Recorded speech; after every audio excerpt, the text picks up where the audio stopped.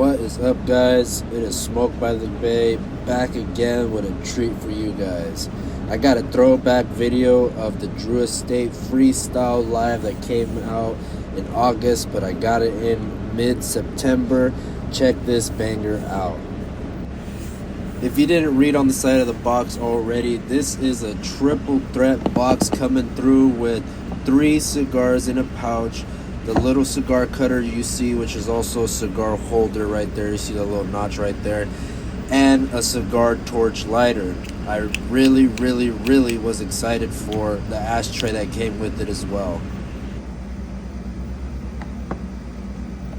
The only downside about this box is that the cigar cutter that came in this one was more of a plastic base, and the one before that in the last month's Freestyle Live box was a heavy, almost metal. I don't know what type of alloy it was, but it felt great and heavy. That's what she said.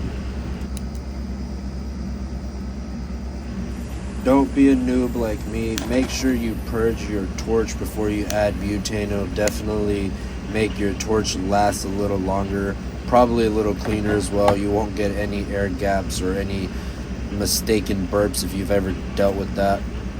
And back to the video. Here we go, guys. We got the torch out, the cigar cutter out. Check out the Freestyle Live ashtray. It is plastic or whatever resemblance to plastic that material could be, but check it out, man. It is really nice. I love any geometric type patterns on it. So you see the red part of the Freestyle Live, it's almost like geometric hexagons, and I think that's pretty dope right there. So anyways, I stood up these boxes to be aesthetically pleasing, because man, look at the Brooklyn Bridge right there. If that's not the Brooklyn Bridge, then someone please drop down in the comments. You know, the other side of the Drew Estate box also is giving the aesthetically pleasing vibes to this unboxing video. It did take me a few fumbles to actually open this dang plastic. They did a really good job sealing the air out of it.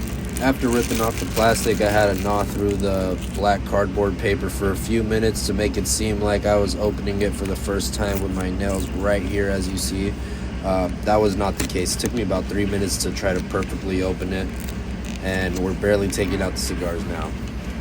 And ladies and gentlemen, please remember to always read the Surgeon General warning, adhere to your tobacco laws wherever you're from, and all that good stuff. Now enjoy just watching me get the cigar out, rip the other plastic off, and start to light up some magic.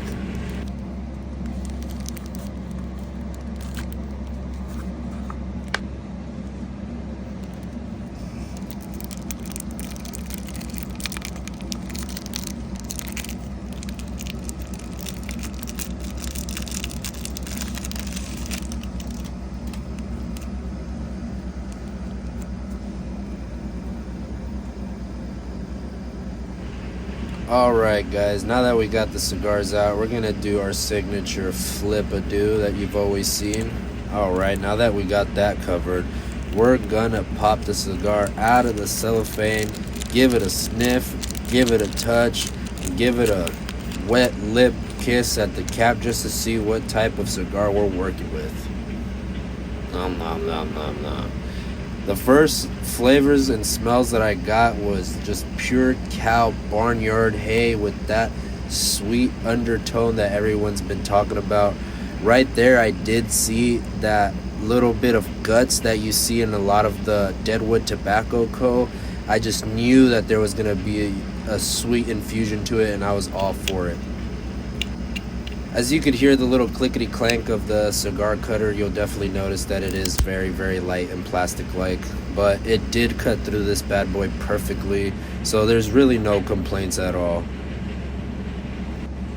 And right here, I took a little bit of test to see what the draw was going to be, and I confirmed that it was a definitely sweet inside, almost like the Fat Bottom Betty. I really don't know what this cigar is going to turn out to be, but it really resembled the Fat Bottom Betty. I say Fat Bottom Betty because Crazy Alice is to me the sweetest of the line, and the Fat Bottom Betty is almost like before you get to the Leather Rose.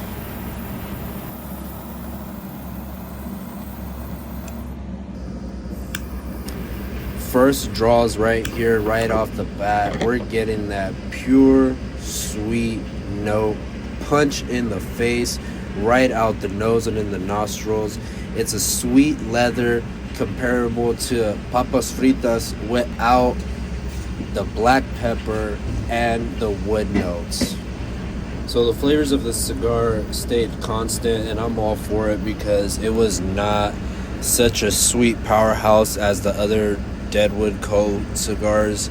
I highly recommend it. If you like Drew Estate, I recommend getting the Freestyle Live box. I like the merch that came with it.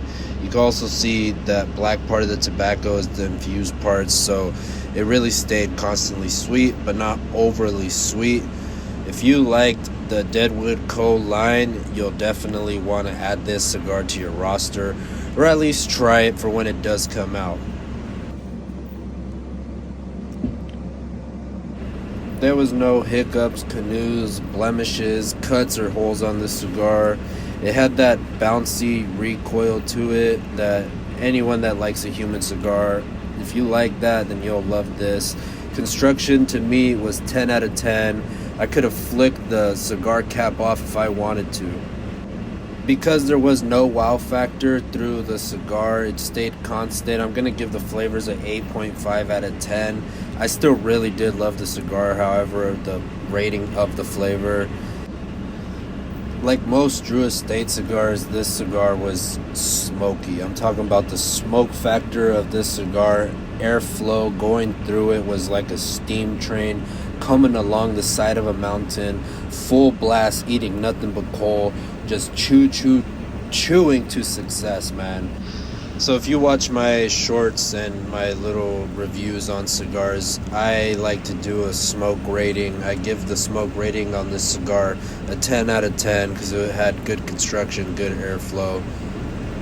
Overall, I'm going to give this cigar a 9.0 out of 10. The construction, the smoke, and the flavor really just amplified what Drew Estate is getting into these days and what they want to get into in the future.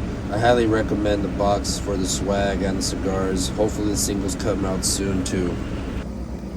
Alright, cigar community, if you enjoyed this content, please drop a like or a comment, and if you feel like it, subscribe so you can see more future cigar content that will be on my channel. Thank you guys for watching. This is Smoke by the Bay, and I'll leave you to the rest of the video.